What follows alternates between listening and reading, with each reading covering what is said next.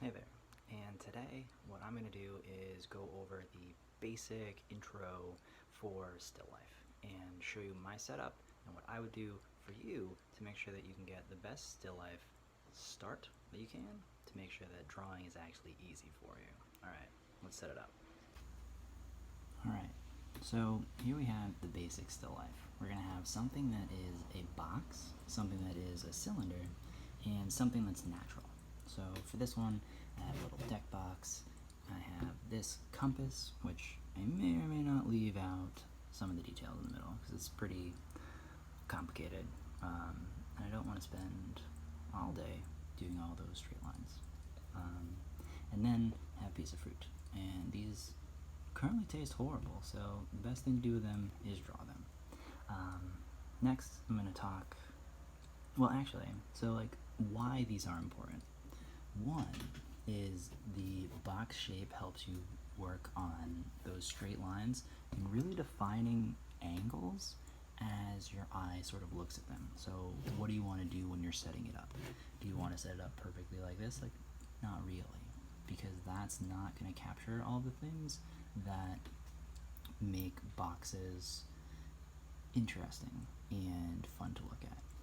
This will help you with the perspective lines, sort of how the back will be thinner than the front, but tweaking it at a little bit of an angle, that gives you all of these lines to work with.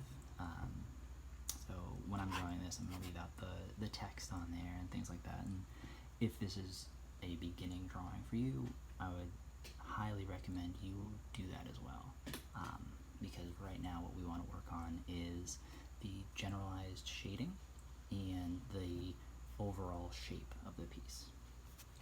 Then I would want to have something cylinder, so it could be a small thing like this. I have a little wireless speaker over here, like this would also work. What you want is sort of like a manufactured oval, or I guess it's a circle, but once you put it down, you're going to have some version of an ellipses. And those shapes in and of themselves are also really hard to capture, so it really trains your eye and your hand to work together. So you want to have something like this. It's a challenge piece, but that will really build your skill. And then you want something natural, because we've been working with all these manufactured edges and making sure that we can make these straight lines. But what we also want to work on is training our eye to actually see the proper shape.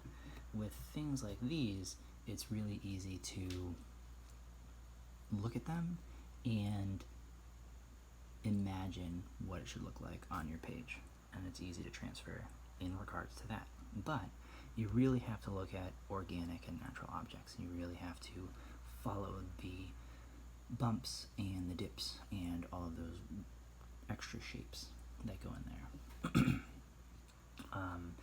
And with the textured surface on these, that also leads to different marks you can make and different kind of techniques that you'll have to use as you're drawing. So that is why you want to use all those pieces. Now when you're sort of setting up your still life, you want to give harsh lighting from one side, so I have a lamp set up to the side, and this builds in sort of a dynamic shadowing and makes the image look more interesting, and it also gives you definitive lights, darks, mediums. So you want to have your box a little bit angled, but not too much, where you're trying to line up tops and or fronts and backs of corners, because that's going to be harder to capture initially, and it's also going to be easier to spot that it's wrong once you're done. So you have it offset a little bit. Then you'd want your cylinder somewhere in the foreground, and then you want your piece of fruit also somewhere in the foreground. I'm going to say you'd want to put these pieces close together, because then it's going to be easier to capture it on your page. What other thing you don't want to do is sort of have everything like spread out and not be as interesting to look at. So what really helps is overlapping and putting things close together. So here's what my still life is going to look like, roughly, depending upon sort of like the angle of my head to this page. It might be like more like this. So that's what I'm going for, and this will be the entire setup. Alright, so now on to your equipment and like the things you're going to be using. Grab a sketchbook. I have this sketchbook. It's a thick paged 90-pound sketchbook by the company Stonehenge. They make really high quality paper. This is like cotton acid-free paper. The cream color in the background doesn't really matter. You can get like generic white and things like that. Whatever you have, work with that. I also have my pencil sharpener, and if you haven't seen my video on how to sharpen pencils like an artist, check that out. So you'll see how to use an X-Acto knife to sharpen your pencil. I have my pencils. They're in this little roll here. So roll these guys out. So here we are.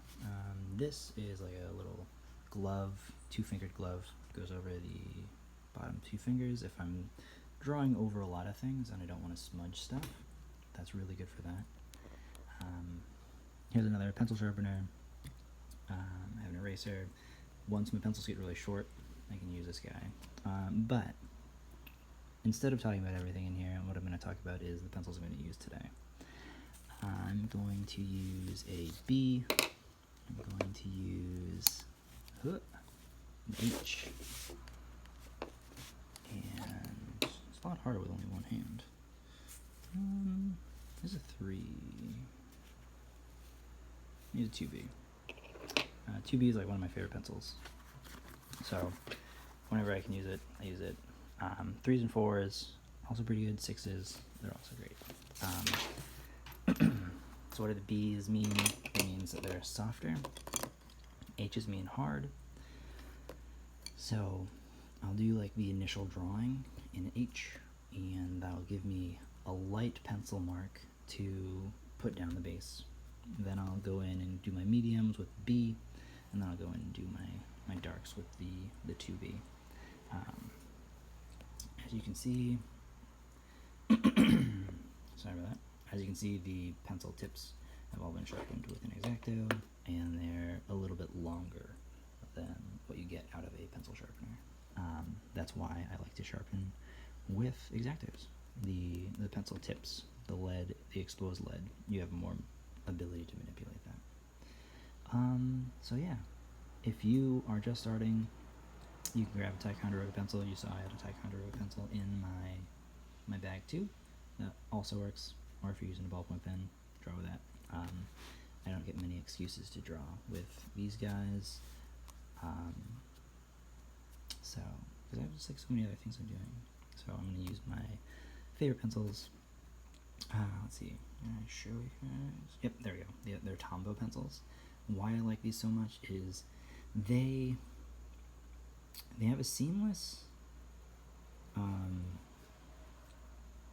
wood joining, so there isn't like a light and a dark side or like a harder wood and a softer wood in the pencil. And also the graphite itself is really smooth. I highly recommend using them. They're amazing. So other than that, time to get up to the drawing. I will put my camera on my little tripod and you guys can see the process. Alright, see ya. Alright, so here we are. The first thing you want to start doing is to block in the main shape of everything and just get that so that you're able to pick out the general area for things. So once you do that, you want to then utilize one of the pieces as your main measurement tool. For this one, I chose the clementine in the right corner. So From there, you can see right now how I'm measuring and making marks on the page, just sort of seeing where 1, 2, 3 clementines high or wide is, and this will really help to define the heights and the width of other objects. Once you get that into that spot and you've found out the general size of things, you can start really working on the angles and orientation of a lot of the sides of pieces, especially with the box. That's going to be the main thing you want to focus on. So what I was doing in this was taking my pencil and using it to match the angle of a lot of the different pieces in front of me. Um, I'll reference a line from, say, the corner of the box to the center of the clementine and make that one angle and keep a light line on the page.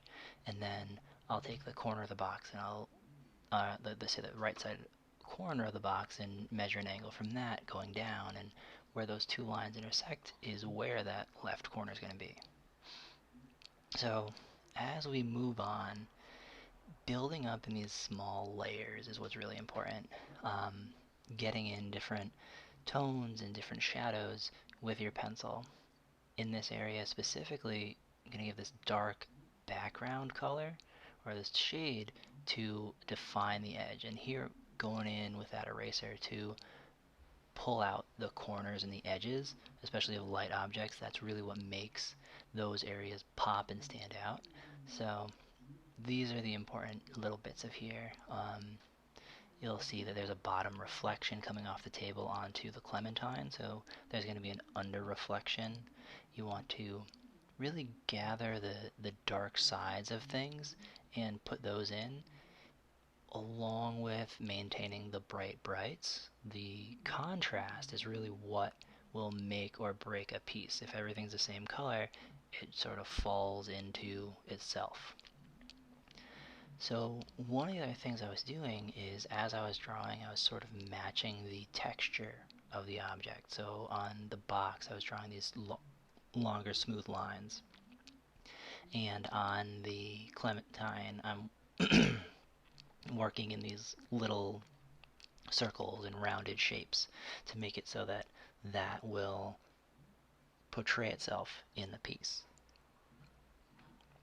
And as that goes, you'll start to see the texture pulls one piece away from the other. In here, what I was focusing on was really maintaining a generalized characteristic of what that piece is, because you can definitely get lost in the detail. And if you have one piece that has a high level of detail and another piece that has like a good level of detail or an average level of detail, it'll really start to pull everything away. So what I did there was I cut off a piece of the eraser so that it had a really fine edge, and that's what I would go into those tight areas with and pull them out, to make sure that the highest highlight was taken care of. So as I finish this up, if you guys have any questions, leave them in the comments. And if you guys liked this kind of video, let me know so that I can continue moving forward and doing things like this. If it needs to be a longer video or something like that to give more detail, I do actually go through and talk through this entire video. It's about an hour and a half, but I didn't want to upload an hour and a half. And my computer may or may not make it. So anyway, if you like this, check it out, like, subscribe, let me know what you want and what you need, and I'll do smaller videos to go over things like that. So yeah, as this finishes up, just doing the last little bits of detail, line work, getting the edges proper, getting the corners smoothed out. So yeah, I will see you guys in the next one.